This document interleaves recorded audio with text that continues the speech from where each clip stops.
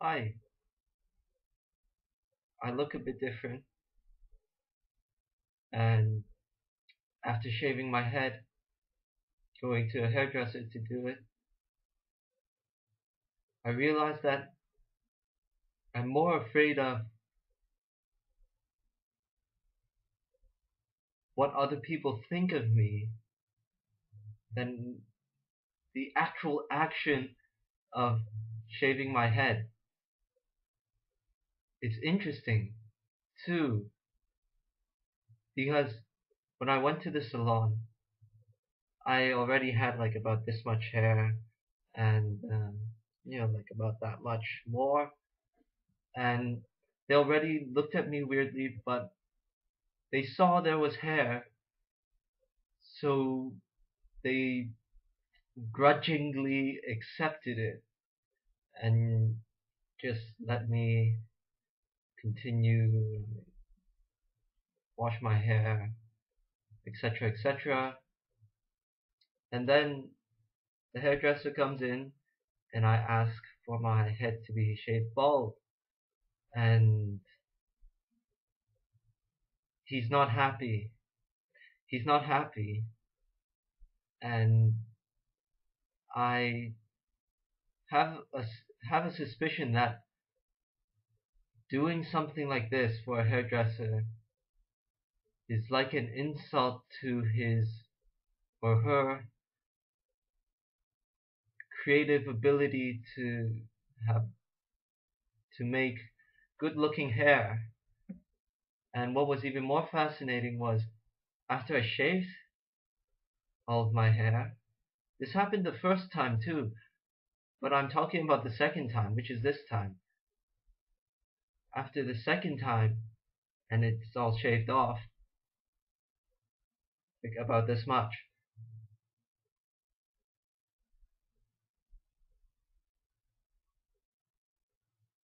this salon has several hairdressers, and one of them purposely came in while someone was rinsing my head and just let out a big whoa, and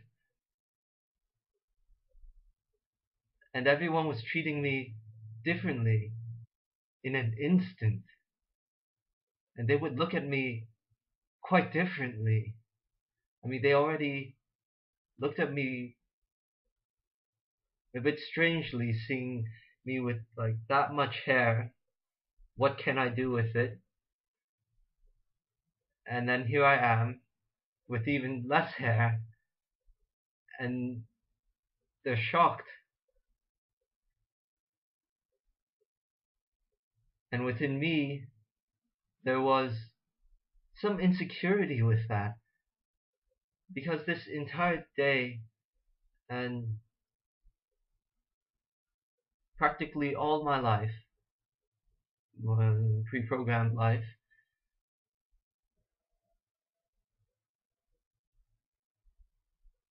I was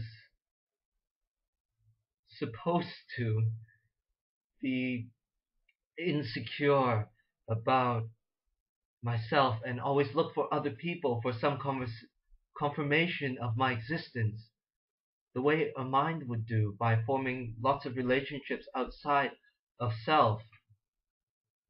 Only while other people did that secretly in their thoughts, I acted it out physically and had a really deeply ingrained habit of looking outside, always defining myself according to my interactions with other people and the sort of reactions I get from them. And when they compliment me, that would feed me the self-definition that I'm I'm good. I'm good at doing whatever this person praised me for. Yet I would do that in my secret mind. Like when someone would praise me, I first of all would judge myself for wanting to look happy in front of them. And so physically I don't react, but mentally I would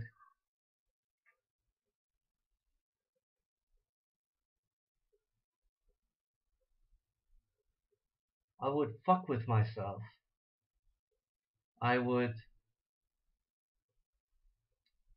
praise myself some more within myself, and and really literally feed and create this idea of myself deliberately. Deliberately. Oh, and today when I woke up, the same difficulty of breathing came up. And it's only until maybe half an hour ago that I realized that I was having difficulty breathing because I was too focused on my surroundings instead of being focused on myself. If I was focused on myself, I would have realized that I wasn't actually breathing. I was only breathing from a really, really small section of my lungs. Whereas if I was actually self-intimate with myself, I would feel that and I would correct myself accordingly.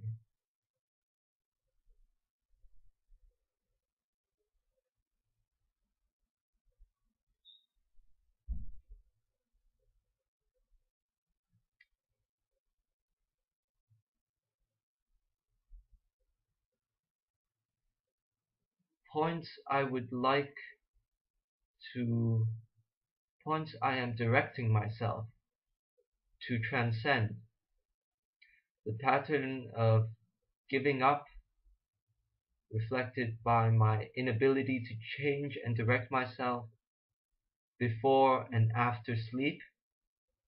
This was brought up within me by watching a video of Maya Harrell's. Her username is Maya Harrell here with one L.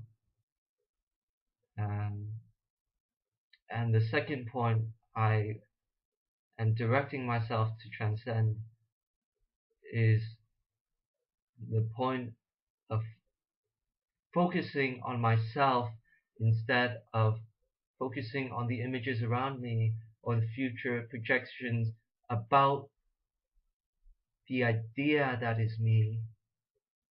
I focus on myself. I remain here. That's another perspective of what it means to remain here.